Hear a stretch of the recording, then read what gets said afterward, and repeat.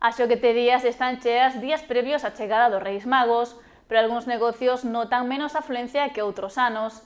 A situación económica parece estar afectando as vendas, en que as compras comezan a concentrarse nos últimos días. As xogueterías están vivindo estes días unha intensa actividade de compras previa á chegada dos reis, aínda que non todas están notando o mesmo nivel de afluencia. Mentres algúns establecementos aseguran que as vendas van ben, hai outros que xa comezan a notar un descenso no número de clientes en comparación con anos anteriores. Este ano notouse menos venta de xoguete en general, sí. Non sei se realmente se debe ao mellor a que a xente vai peor económicamente, a situación das familias que está un pouquiño peor, porque sí se notou diferencia con outros anos. A pesar desta situación, o espírito navideño segue adiante e os xoguetes son dos produtos máis vendidos durante a época de Nadal.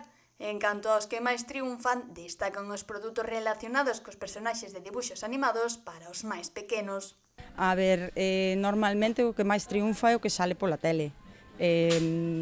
Para nenos pequeniños, todo o que teña que ver con personaxes de dibuxos animados. Pero tamén están a aumentar as vendas de xoguetes para adultos, como as construcións de Lego ou os xogos de mesa, especialmente promovidos a través das redes sociais. Tamén é verdad que este ano se notou moitísimo venta para xoguetes para adultos.